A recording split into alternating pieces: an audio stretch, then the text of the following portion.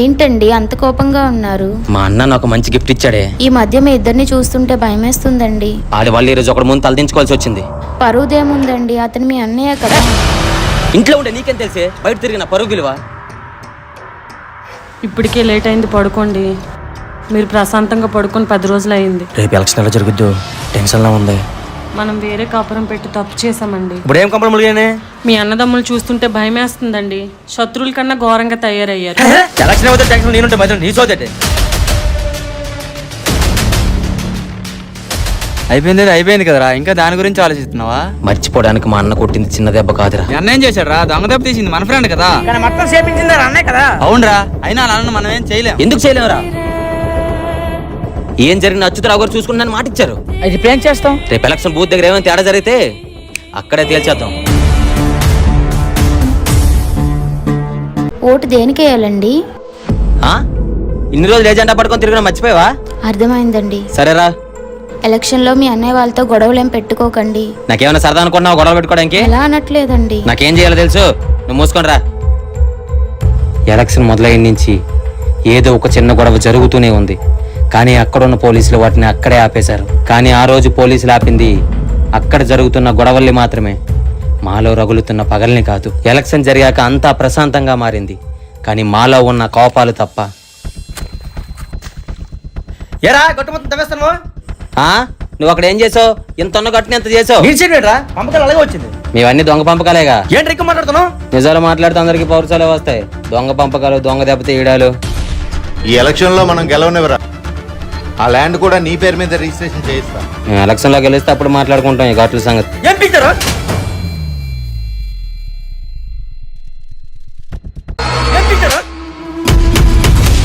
నా కొడుకుని తరిమి తరిమి కొడతా చూడరా. మీకేమైనా నేను చూసుకుంటారా? మీకు నచ్చింది చేయండి. మనం గెలిస్తే మీ అన్నిలు కూడా నీ పేరు మీద రాయించినట్టు అది లెక్క కాదురా.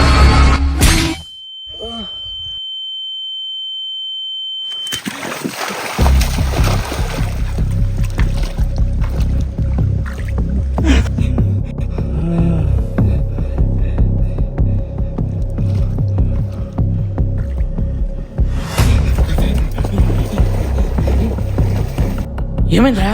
మా ఆయన చచ్చిపోయాడురా. ఏం మాట్లాడుతున్నావురా? నేనే చంపేశాడు రా. నువ్వు చంపడమేట్రా? ఇప్పుడు నాకేం చేయాలో అర్థం కావట్లేదురా. అక్కడి నుంచి వెంటనే వెళ్ళిపో, నేను వస్తున్నా.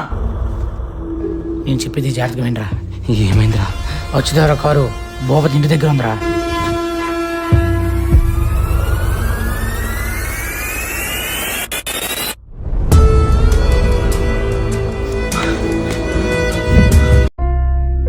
మన ఇద్దరిలో ఎవరో ఒక్కరమే గెలుస్తాం, కానీ లాభం మాత్రం ఇద్దరికీ ఉండాలి. నాన్న చెప్పేది ఏంటంటే అన్న, నాకు అర్థమైందిరా. నువ్వు గెలిచావనుకో నా వ్యాపారం జోలికి రాకు. ఒకవేళ నేను గెలిచాననుకో నీ వ్యాపారం జోలికి నేను రాను. జనాలు తిరగబడతారేమో సార్. బయట మేము శత్రువులమేరా, లోపలే ఈ చుట్టరికాలు. జనాలు వాళ్ళే కొట్టుకొని చేస్తారు.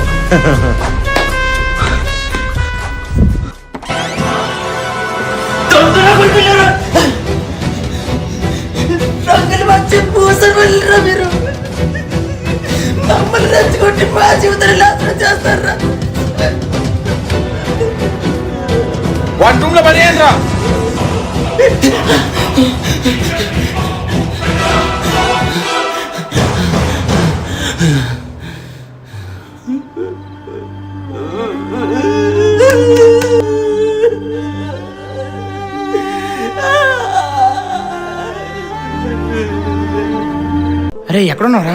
ఇంటి దగ్గరలోనే ఉన్నాను రా. చంపింది నువ్వేం తెలుసుకుంది, ఇంటికి రాకరా. కొబ్బరి చెట్టు చాటు నుంచి చూస్తున్నాను రా.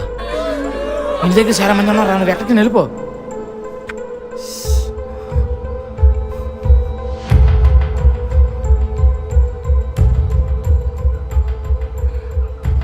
బాబాయ్, అందరూ అంటున్నారు నువ్వు మా నాన్నని చంపేశావంట.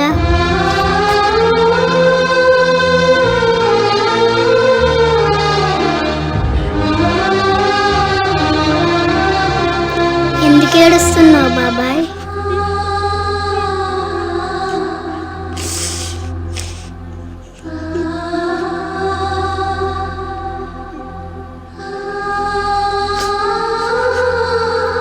కొన్ని రోజుల తర్వాత మా కుటుంబానికి మగదిక్కే లేకుండా పోయింది. పోటీ పడ్డ నాయకులు బాగానే ఉన్నారు, వాళ్ళ కోసం గొడవకు దిగిన నా బతుకు మాత్రం జైలు పాలైంది. నీకెన్నిసార్లు చెప్పానమ్మా ఆ రాజకీయ నాయకులు గడప తొక్కొద్దని. నేను నీకోసం ఏం చేయలేకపోయినరా. అసలు ఏమన్నారమ్మా? అయ్యా, ఎవరు? నేను లక్ష్మణ్ అయ్యా. ఏంటి? మా అబ్బాయికి ఏదైనా జాబ్ వేపిస్తానన్నారు. జాబా? అసలు నీకు ఎవరు లోపలికి రానిచ్చారు? ఓటేసి గెలిపిస్తే ఇలా మాట్లాడతారేంటయ్యా? ఓటు నాకేసేమని గ్యారంటీ ఏంటి? రే ముందు తను బయటికి లాగేయండి. ఇప్పుడే రిజల్ట్ చూసా, నాకు జాబ్ వచ్చిందమ్మా. మీరు ఓటేసిన నాయకుడి వల్ల, నేను ఓటేసిన నాయకుడి వల్ల కాదమ్మా, మీరు కష్టపడి చదివించిన చదువు వల్ల వచ్చిందమ్మా జాబు.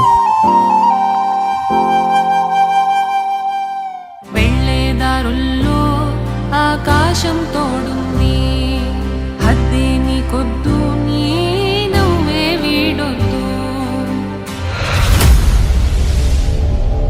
చదువుకునే వయసులో పార్టీ జెండా పట్టుకొని తిరగడం వల్ల వీడికి రోజుకి 500 రూపాయలు వచ్చింది. కానీ వాడికి ఆ రోజు అర్థం కాలేదు, ఎలక్షన్ ముందు 5 రోజులు తప్ప మిగతా రోజులు వాడికి 5 రూపాయలు కూడా ఇవ్వరని. కానీ వాడికి ఆ రోజు అర్థం కాలేదు, చదువుకునే వయసులో అంత డబ్బు రావడం వలన కొత్త వ్యసనాలు వాడిని చుట్టుముడతాయని. పైన పార్టీ మారితే కాదు, మనం కష్టపడి చదివి మన స్థాయి మారితేనే మన బ్రతుకులు మారతాయని ఈ కుర్రోడు నిరూపించాడు.